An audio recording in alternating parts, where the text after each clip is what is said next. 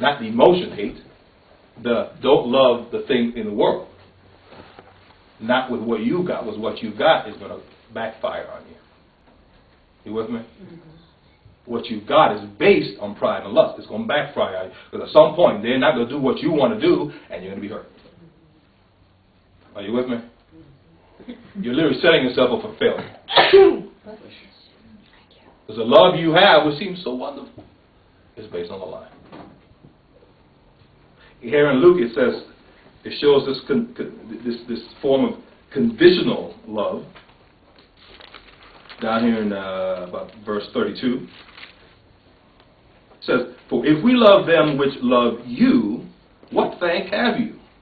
For sinners also love those that love them. Notice it's conditional.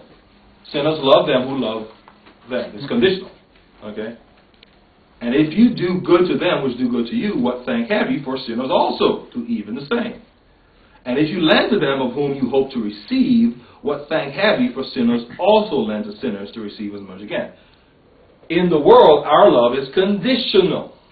I'm waiting for something back.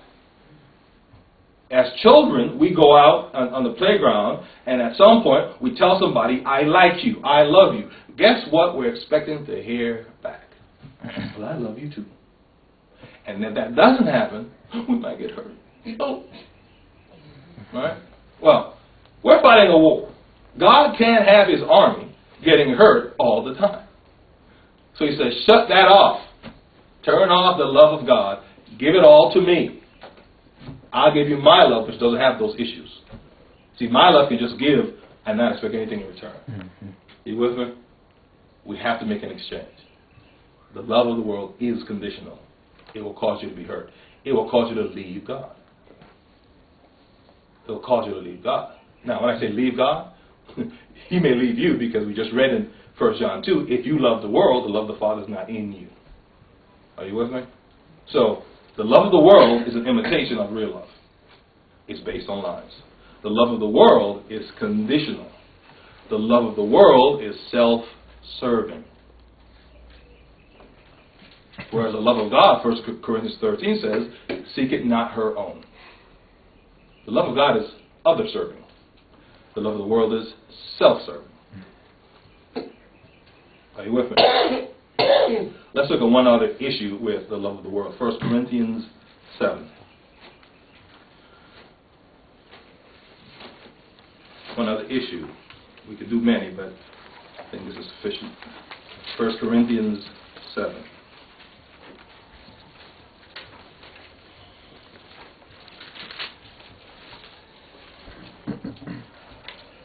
Let me read from about 27 down to 33.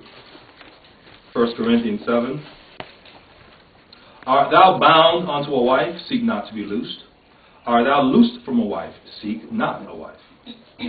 But if thou marry, thou hast not sinned. And if a virgin marry, she hath not sinned. Nevertheless, such shall have trouble in the flesh. If that's not underlined in your Bible, please underline it.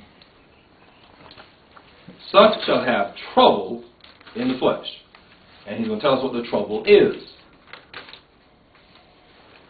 But this I say, brethren, the time is short. It remaineth that both they that have wives be as though they had none, and they that weep as though they wept not, and they that rejoice as though they rejoiced not, and they that buy as though they possessed not, and they that use this world as not abusing it, for the fashion of this world passeth away. But I would have you without carefulness. Something else you may want to underline. I would have you without carefulness. So he's setting up what the Christian should look like. The Christian should be without carefulness. But he gives us a gotcha. He says, he that is unmarried care for the things that belong to the Lord, how he may please the Lord. But he that is married care for the things that are of the world, how he may please his wife.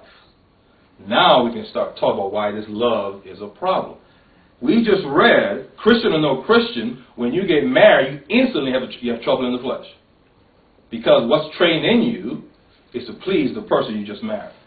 But if you now focus on pleasing the person that you just married, who are you not pleasing? God. we stop pleasing God. Notice he said, of the world. No, very clear. He said, when you get married, you switch. You start caring for the things of the world. What? The person in front of you. And that person becomes your focus. And God goes to a distant second. Love causes us to want to please the object of our love. And we understand that. The problem with that is, without faith, we cannot please God. Faith has to be constant, not a roller coaster. When I have all these tentacles out of all these people I love, well, I'm pulled in many directions. I'm always trying to please them. Please my friends.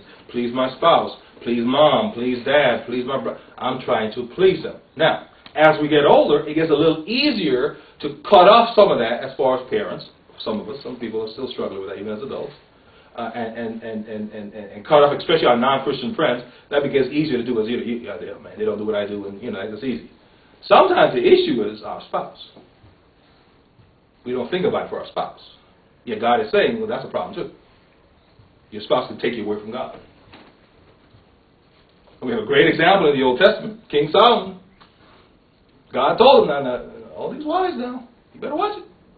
And sure enough, at the end of, they took him away. Steered him somewhere else. Because I can't get away from this fact that Paul puts here that I will want to please my mate. I will want to please the person I love. That's the ingredient of love, which also is the same thing in the Lord.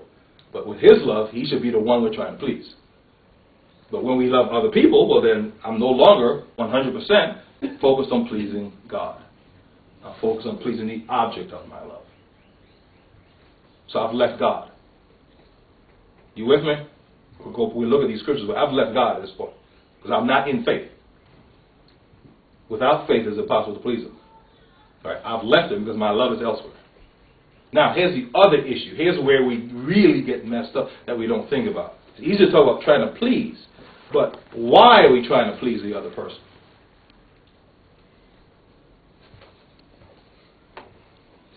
Now, think back. I said you got this before you're 5, right? What's our return for pleasing the person? What's our return? But we don't call it that. Really, our return is this, that they think and speak well of us. That's our return. We care what they think and say about us.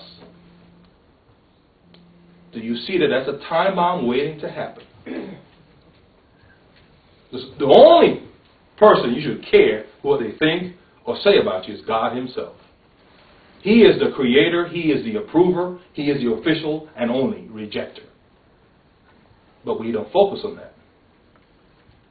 So when someone we love doesn't think the right way about us, we go through hurdles to try to fix it. And those hurdles may take us even further from God. We are exposed when we don't expend 100% of the love of the world towards God the Father only. Because it opens us up to care about what people think and say about us. The question is, what about Jesus? I mean, he lived on earth for a while. How did he deal with this? John chapter 2. John chapter 2.